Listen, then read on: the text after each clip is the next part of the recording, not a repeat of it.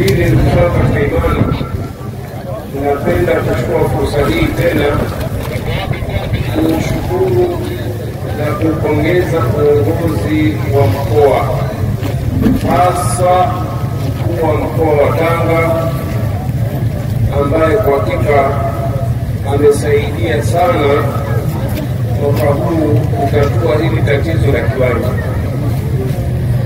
Na huu mkoa wa dada yetu ni katika jumla ya juhudi alizofanya yeye hasa mpaka tukafanikiwa leo kukaa hapa kwa utulivu na wema. Vile vile napenda kuchukua fursa hii kushukuru uongozi wa halmashauri chini ya kaimu mkurugenzi aliyekuwepo ambaye ametusaidishia mambo mengi mpaka kufikia hatua hii ya leo, wakiwemo pia viongozi wa vyombo vya usalama ambao mnaona hapa leo wametusaidia sana katika kuweka mambo sawa.